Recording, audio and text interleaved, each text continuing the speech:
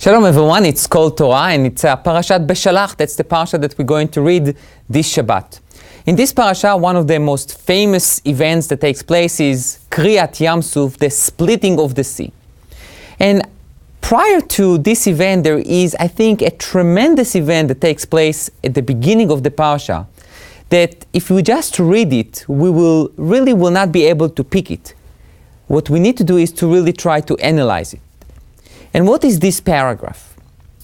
The Torah describes that the Jewish people left Egypt after a horrendous plagues that went one after another, the 10 plagues. The Egyptian economy, the Egyptian land, the Egyptian spirit is all destroyed. The king of Egypt, Pharaoh, basically begged Moshe and Aaron, get out of here.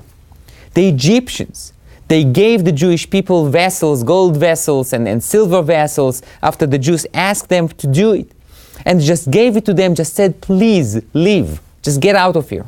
Exactly the fulfillment of the prophecy and the fulfillment of the promise of Hashem. And then, 3 days later, 3 days after the plague of Bechorot, the killing of the firstborns, where everyone mourns and cries, and the Jewish people leave Egypt 3 days later. Not 30 years, not 3 months, 3 days.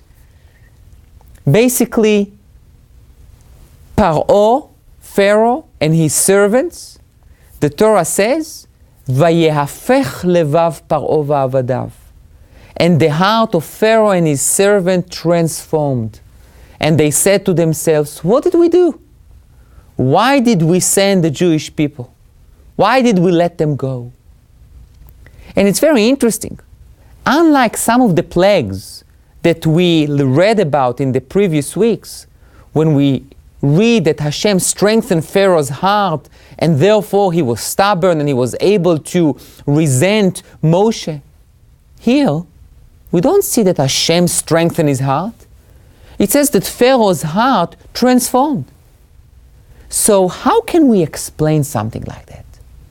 How can we explain that basically 72 hours after the killing of the firstborns, after Pharaoh looked from the window of his palace and he see there is nothing there, no economy, no trees, no flowers, no harvest, no nothing, and the Jewish people left, and they were the cause for this destruction in a way because Pharaoh obviously refused to let them go. How can you have a change of heart in 72 hours?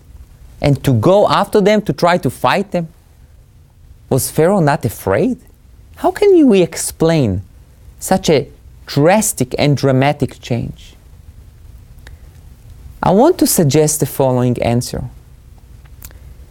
What Pharaoh experienced, including his servants, was what I will call inspirational, emotional effects that basically aimed his heart, his feelings.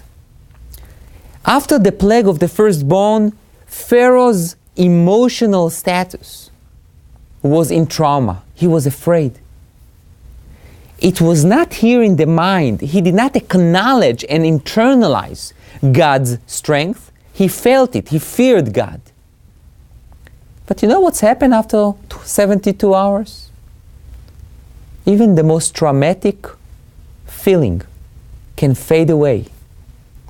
And Pharaoh now looks more from an intellectual perspective and he says, I don't know, what did I do?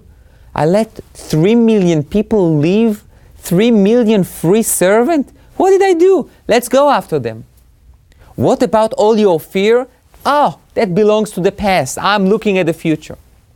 What Pharaoh did not realize and internalize was the cognitive understanding of who is God. So what's my message for today? When we think about Judaism and about our commitment to Yiddishkeit, there are many components that build up commitment. There is what I will call the inspirational moments. After we finish Yom Kippur, or if we heard a beautiful speech, or if we observed a behavior of a righteous person.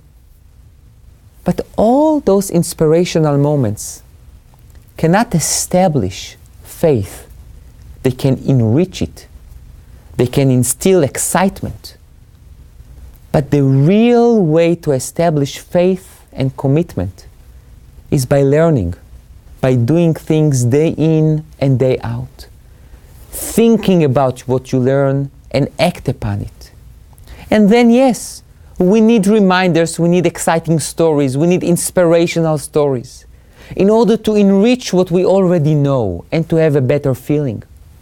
But it's not a substitute for a real hard work of really understand. So the message for today is, let's be inspired by the stories of the Torah. Let's get the excitement of the splitting of the sea, but let's learn more about it. So we will know more about Hashem, and we will know more about His ways and His expectations, so we will know more what to do. Shabbat Shalom.